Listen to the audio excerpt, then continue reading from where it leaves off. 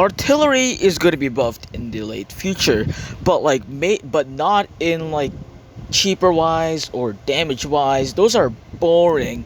So John is going to be planning on making artillery a pretty good support tower. By support tower, he's going to being a support tower. One of his ideas is giving Skyhawk the ability to stun enemies. I don't know about that. That may be a bit too OP, but flying enemies in the future will be like kind of have an aircraft sort of deal. Like not entirely aircraft, but will not be like those classic zombies with balloons. Tower Collab Part 2 will be for like the PvP mode in November, and Part 3 for the Tower Collab, well, it's basically like unknown, so there is going to be like more Tower Collab in the future. There's also going to be a huge tower update later down the road where like a few towers will gain like a few new attacks or something like that. Something new about them. For example, Warship Bottom Path will soon get a ground to air nuke attack. Well, originally this was going to launch nukes and stuff, but figured that was too OP as right now. There will be a big sort of tower update down the road where the tower sort of, you know, I'm not going to dig into that, but pretty much every tower will get some sort of new thing. So that is pretty cool right there. Dr. Xenon will have her own little voice lines and be able to like speak to the player and be able to attack the player. Like, I mean, maybe for like the attacking the players, being a boss fight or something, or whatever, something, maybe.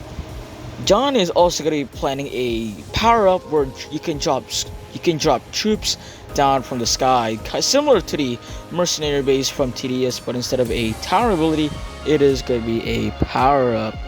Slimer will also get a huge nerf after the Tower Battles update, since like this update is balanced for the Slimer tower, and nerfing it will like make Nightmare like really impossible. So on September 22, yes, Slimer is going to be having a huge nerf.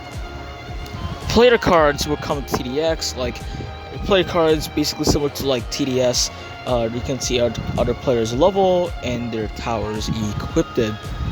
Bosses in the future will be able to attack units by basically the normal like attacks that the bosses use against the normal towers normally placed down, and they will be used against units as well, like their tanks, barracks, and Zeds. Double speed will be available for public for level 60 plus or level 120 plus players. There's also going to be a lobby rehaul in the future where like there's going to be a completely different way into going into your games, as well as maybe with the UI change that I showed like in my last TDX leak. Auto skip is also coming out like maybe this year. Yeah, that's it. Future events like the Halloween event as well as the Christmas event will have 3 modes instead of like, you know, 2 modes, the usual normal and nightmare, and then soon in the middle hard mode. Tower Battles event is also going to be having a hard mode, so that will help you out in the grinding for like 2 months. Eradicator Mark 3 is going to be like confirmed. In a live stream, some guy donated like do the super chat and then like mentioned Eradicator Mark 3, and John just said redacted.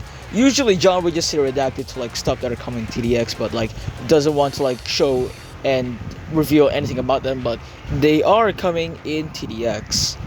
Eradicator Mark 0 is another Eradicator. That's something, basically a prototype sort of deal. Maybe like a lot more powerful, but I don't know, could be just a mini boss. And finally, no wait, never mind, not finally, Toxinator, you remember that guy? He's basically the only tower in game to have not an enemy be resistance to him. So yeah, enemies in the future will have like toxic resistance. Like that is perfect for the toxic guy for the Tower Battles event. John is also going to be planning a tower to have 3 paths, but as like a little fun something like an event tower. He also said that it could be for a April Fool's event tower, but yeah, he is planning on that. And finally, John is going to be adding a button where you can turn off the VFX so it won't lag your game all too much.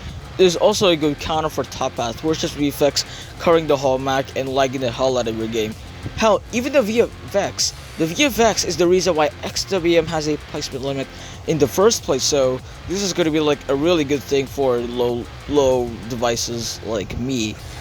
And that is pretty much it for like all the leaks so far. Like only one of these leaks were like showcased in the Discord server, and like nowhere else. Like all the other leaks here were like from the live streams John has done, basically all the recent ones. If there's anything that I missed, please comment down below.